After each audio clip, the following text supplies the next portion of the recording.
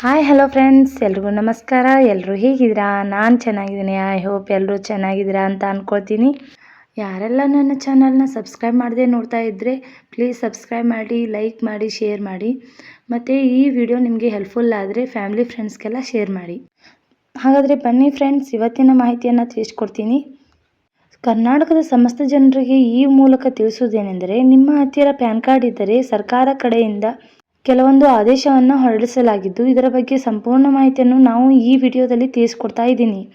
Friends, ಇದೇ ರೀತಿ ಸರ್ಕಾರಿ ನೌಕರಿ ಆಗುವ ಸರ್ಕಾರಿ ಯೋಜನೆಗಳ ಬಗ್ಗೆ ಮತ್ತು ವಿದ್ಯಾರ್ಥಿಗಳಿಗೆ ಸಂಬಂಧಿಸಿದ ಸ್ಕಾಲರ್ಶಿಪ್ ಬಗ್ಗೆ ಹಾಗೂ ಪ್ರಚಲಿತ ಘಟನೆಗಳು ಮತ್ತು ಟ್ರೆಂಡಿಂಗ್ ನ್ಯೂಸ್ಗಳ ಬಗ್ಗೆ ಪ್ರತಿಯೊಂದು ಮಾಹಿತಿ ನೀವು ಬೇಗ ಪಡೆದುಕೊಳ್ಳಬೇಕು ಅಂದ್ಕೊಂಡ್ರೆ ಚನ್ನು ಕ್ರಿಯೇಟಿವ್ ಚಾನಲ್ನ ಸಬ್ಸ್ಕ್ರೈಬ್ ಮಾಡ್ಕೊಳ್ಳಿ ಮತ್ತು ಪಕ್ಕದಲ್ಲೇ ಇರೋ ಬೆಲ್ ಐಕಾನ್ನ ಕ್ಲಿಕ್ ಮಾಡಿದರೆ ಮಾತ್ರ ನಾ ಹಾಕೋ ಎಲ್ಲ ವಿಡಿಯೋಗಳಿಗೂ ನೋಟಿಫಿಕೇಶನ್ ಬರುತ್ತೆ. ಹೌದು ಸ್ನೇಹಿತರೆ, ಇವತ್ತಿನ ದಿನದಲ್ಲಿ ಅತಿ ಮುಖ್ಯವಾದ ದಾಖಲೆಗಳಲ್ಲಿ ಒಂದಾದಂಥ ದಾಖಲೆ ಅಂದರೆ ಅದು ಪ್ಯಾನ್ ಕಾರ್ಡ್.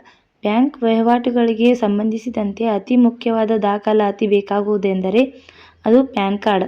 ಹಾಗಾಗಿ ಇವತ್ತಿನ ದಿನದಲ್ಲಿ ಪ್ಯಾನ್ ಕಾರ್ಡ್ಗಳ ದುರ್ಬಳಕೆ ಹೆಚ್ಚಾಗುತ್ತಿದ್ದು, ಇತ್ತೀಚಿನ ದಿನಗಳಲ್ಲಿ ಪ್ಯಾನ್ ಕಾರ್ಡ್ಗೆ ಸಂಬಂಧಿಸಿದಂಥ ಅನೇಕ ಪ್ರಕರಣಗಳು ಮತ್ತು ವಂಚನೆಗಳು ವರದಿಯಾಗುತ್ತಿದ್ದು ಮತ್ತು ಪ್ಯಾನ್ ಕಾರ್ಡ್ ಹೊಂದಿದಂಥ ವ್ಯಕ್ತಿಗಳಿಗೆ ಈಗಾಗಲೇ ಆದಾಯ ಇಲಾಖೆಯಿಂದ ನೋಟಿಸ್ ಕೂಡ ನೀಡಲಾಗುತ್ತಿದೆ.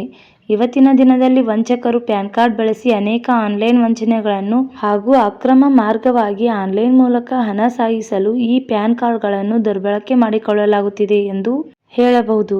ಹೌದು ಸ್ನೇಹಿತರೆ, ಇತ್ತೀಚಿನ ದಿನಗಳಲ್ಲಿ ಪ್ಯಾನ್ ಕಾರ್ಡ್ ದುರ್ಬಳಕೆ ಹೆಚ್ಚಾಗುತ್ತಿದ್ದು, ಆನ್ಲೈನ್ ವಂಚಕರು ಹಾಗೂ ಆನ್ಲೈನ್ ಮೂಲಕ ಅಕ್ರಮವಾಗಿ ಹಣ ಸಾಗಿಸಲು ಅಮಾಯಕರ ಪ್ಯಾನ್ ಕಾರ್ಡ್ಗಳನ್ನು ಬಳಸಿಕೊಳ್ಳಲಾಗುತ್ತದೆ. ಹಾಗಾಗಿ ನಿಮ್ಮ ಹತ್ತಿರ ಪ್ಯಾನ್ ಕಾರ್ಡ್ ಇದ್ದರೆ ಸಿಕ್ಕಲ್ಲಿ ನಿಮ್ಮ ಪ್ಯಾನ್ ಕಾರ್ಡ್ ಡೀಟೇಲ್ಸ್ ನೀಡುವುದು ಅವಶ್ಯಕತೆ ಇಲ್ಲ ಎಂದು ಸರ್ಕಾರ ಹೇಳಿದೆ.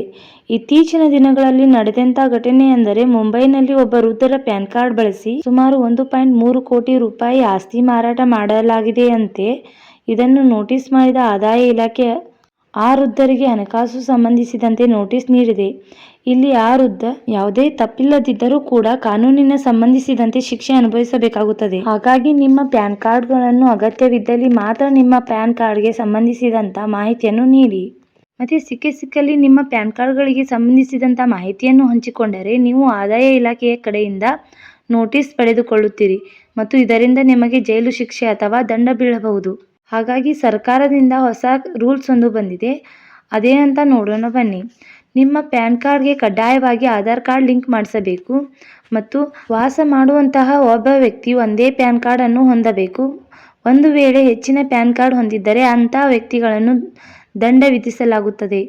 ಪ್ಯಾನ್ ಕಾರ್ಡ್ ಇದ್ದವರು ತಮ್ಮ ಪ್ಯಾನ್ ಕಾರ್ಡ್ಗೆ ಸಂಬಂಧಿಸಿದ ವಿವರವನ್ನು ಸಿಕ್ಕಲ್ಲಿ ನೀಡಬಾರದು. ನಿಮ್ಮ ಪ್ಯಾನ್ಗಳಿಗೆ ಸಂಬಂಧಿಸಿದಂತೆ ಯಾವುದೇ ರೀತಿ ದುರುಪಯೋಗ ಆದರೆ ಅದಕ್ಕೆ ನೀವೇ ಜವಾಬ್ದಾರರು.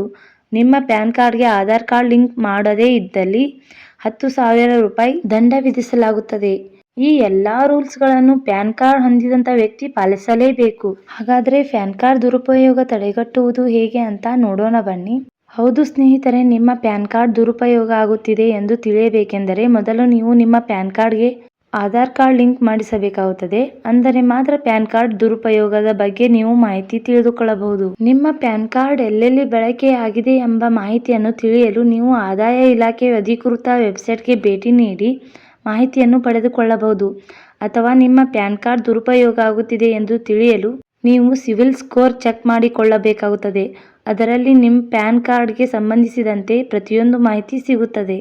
ಹಾಗಾಗಿ ಪ್ಯಾನ್ ಕಾರ್ಡ್ಗೆ ಸಂಬಂಧಿಸಿದಂತೆ ನೀವು ತುಂಬ ಎಚ್ಚರದಿಂದ ಇರಬೇಕಾಗುತ್ತದೆ. ಏಕೆಂದರೆ ನಿಮ್ಮ ಪ್ಯಾನ್ ಕಾರ್ಡ್ ದುರುಪಯೋಗ ಆದರೆ ಅದು ನಿಮ್ಮ ಮೇಲೇನೆ ಬರುತ್ತದೆ. ಹಾಗಾಗಿ ನಿಮ್ಮ ಪ್ಯಾನ್ ಕಾರ್ಡ್ಗೆ ಸಂಬಂಧಿಸಿದಂತೆ ಮಾಹಿತಿಯನ್ನು ಸಿಕ್ಕಲ್ಲಿ ಹಂಚಿಕೊಳ್ಳಬೇಡಿ. ಈ ಮಾಹಿತಿ ನಿಮಗೆ ಇಷ್ಟವಾದರೆ ಮತ್ತು ನಿಮ್ಮ ಸ್ನೇಹಿತರು ಮತ್ತು ಪ್ಯಾನ್ ಕಾರ್ಡ್ ಹೊಂದಿದಂಥ ಪ್ರತಿಯೊಬ್ಬ ಸದಸ್ಯರಿಗೂ ಈ ಮಾಹಿತಿಯನ್ನು ಶೇರ್ ಮಾಡಿ. ಆದ್ದರಿಂದ ಅವರಿಗೂ ಕೂಡ ಹೆಲ್ಪ್ ಆಗುತ್ತೆ. Thank you for watching.